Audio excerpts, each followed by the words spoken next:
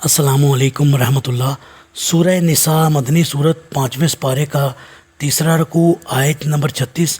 اعوذ باللہ من الشیطان الرجیم، بسم اللہ الرحمن الرحیم۔ وَاعْبُدُوا اللَّهَ وَلَا تُشْرِكُوا بِهِ شَيْئًا وَبِالْوَالِدَيْنِ إِحْسَانًا وَبِذِي الْقُرْبَى وَالْيَتَامَى وَالْمَسَاكِينِ وَالْجَارِ ذِي الْقُرْبَى وَالْجَارِ الْجُنُبِ وَالصَّاحِبِ بِالْجَنبِ وَابْنِ السَّبِيلِ وَمَا مَلَكَتْ أَيْمَانُكُمْ إِنَّ اللَّهَ لَا يُحِبُّ مَنْ كَانَ مُخْتَالًا فَخُورًا۔ اور اللہ کی عبادت کرو اور اس کے ساتھ کسی کو شریک نہ بناؤ۔ والدین سے اچھا سلوک کرو، نیز قریبی رشتہ داروں، یتیموں، مسکینوں، رشتہ دار ہمسائے، اجنبی ہمسائے، اپنے ہم نشین اور مسافر، ان سب سے اچھا سلوک کرو، نیز ان لونڈی غلاموں سے بھی جو تمہارے قبضہ میں ہیں۔ اللہ یقیناً مغرور اور خود پسند بننے والوں کو پسند نہیں کرتا۔ جی، اللہ تعالیٰ نے فرمایا کہ اللہ کی عبادت کرو اور اس کے ساتھ کسی کو شریک نہ بناؤ۔ چونکہ مشرک اور عیسائی اور یہودی یہ بھی شرک کرتے تھے، اس لیے اللہ تعالیٰ نے قرآن میں فرمایا کہ بے شک شرک جو ہے یہ ظلم عظیم ہے۔ اور جہاں بھی اللہ تعالیٰ نے اپنا ذکر فرمایا وہیں والدین سے بھی حسن سلوک کا ذکر فرمایا، اور اسی طرح یتیموں سے بھی حسن سلوک کا ذکر فرمایا۔ ہمسایہ سے بہتر سلوک آپ صلی اللہ علیہ وسلم نے فرمایا، جو شخص اللہ اور آخرت کے دن پر یقین رکھتا ہو وہ اپنے ہمسایہ کو تکلیف نہ پہنچائے۔ ایک دفعہ آپ صلی اللہ علیہ وسلم نے 3 بار یہ الفاظ دہرائے، اللہ کی قسم وہ شخص مومن نہیں۔ صحابہ نے پوچھا کون یا رسول اللہ صلی اللہ علیہ وسلم؟ فرمایا جس کی ایذا دہی سے اس کا ہمسایہ امن میں نہ ہو۔ آپ صلی اللہ علیہ وسلم نے فرمایا جس کی ایذا دہی سے اس کا ہمسایہ امن میں نہ ہو وہ جنت میں نہ داخل ہوگا۔ آپ صلی اللہ علیہ وسلم نے فرمایا وہ شخص جو اللہ اور روز آخرت پر ایمان رکھتا ہو اسے چاہیے کہ اپنے ہمسایہ کی عزت کرے۔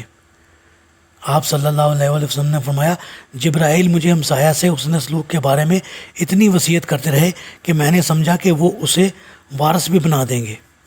آپ صلی اللہ علیہ وسلم نے ابو ذر سے فرمایا ابو ذر جب تم سالن پکاؤ تو اس کا شوربہ زیادہ کر لیا کرو اور اپنے ہمسایہ کا بھی خیال رکھو۔ آپ صلی اللہ علیہ وسلم نے فرمایا ہمسایہ اپنے قرب کی وجہ سے فروختنی جائیداد کا زیادہ حقدار ہے۔ سیدہ عائشہ صدیقہ رضی اللہ تعالیٰ عنہ فرماتی ہیں کہ میں نے پوچھا اللہ کے رسول میرے 2 پڑوسی ہیں تو میں کس کو تحفہ بھیجوں؟ فرمایا جس کا دروازہ زیادہ قریب ہو۔ آپ صلی اللہ علیہ وسلم نے فرمایا اے مسلم عورتوں، کوئی ہمسائی اپنی ہمسائی کے تحفے کو حقیر نہ سمجھے، خواہ وہ تحفہ بکری کا کھر ہی کیوں نہ ہو۔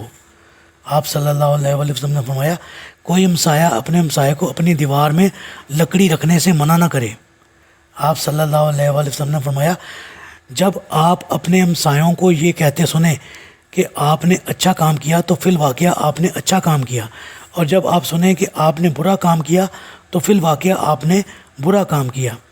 آپ صلی اللہ علیہ وسلم نے فرمایا وہ شخص مسلمان نہیں جو خود تو پیٹ بھر کر کھاتا ہے اس حال میں کہ اس کا ہمسایہ بھوکا رہے۔ اس آیت میں 3 قسم کے ہمسایوں کا ذکر ہے۔ ایک وہ جو ہمسائے بھی ہوں اور رشتہ دار بھی ہوں، دوسرے وہ جو تمہارے پہلو میں یا تمہارے مکان کے پاس تو رہتے ہوں مگر تمہارے رشتہ دار نہ ہوں، تیسرے وہ جو تمہاری سوسائٹی سے متعلق ہوں، مثلاً وہ دوست احباب جو ایک جگہ مل بیٹھتے ہوں یا کسی دفتر میں یا دوسری جگہ اکٹھے کام کرتے ہوں اور اکثر میل ملاقات رہتی ہو۔ حسن سلوک تو ان سب سے کرنا چاہیے، تاہم اسی ترتیب سے الاقرب فالاقرب کا خیال ضرور رکھا جائے۔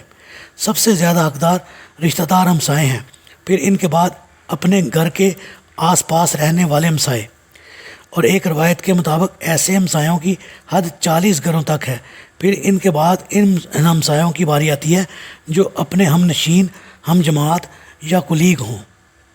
ان احادیث سے نہایت اہم چیز جو سب سے پہلے ذہن میں آتی ہے وہ یہ ہے کہ اسلام معاشرتی زندگی اور مل جل کر رہنے کا زبردست معید ہے۔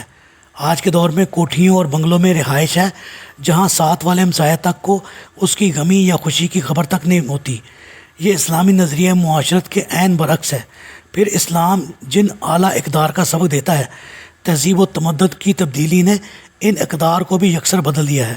مثلاً اسلام یہ سکھاتا ہے کہ کوئی ہمسایہ اپنے ہمسائے کو اپنی دیوار پر شتیر رکھ لینے سے منع نہ کرے، مگر یہاں یہ حال ہوتا ہے کہ اگر ہمسائے بھائی بھائی بھی ہوں تو ہر ایک یہ چاہتا ہے کہ اپنی دیوار اپنے بھائی کی دیوار سے بالکل الگ تعمیر کرے۔ گویا اس لحاظ سے بہتر ہے کہ بعد میں کسی وقت تنازع پیدا نہ ہو، مگر شریعت نے تنازع پیدا کرنے کا نہیں بلکہ تنازع کو ختم کرنے اور بھائی بھائی نہ ہونے کے باوجود بھائی بھائی بن کر رہنے کا سبق دیا ہے۔ اللہ تعالیٰ سے دعا ہے اللہ تعالیٰ ہمیں ان باتوں پر عمل کرنے کی توفیق عطا فرمائے، آمین۔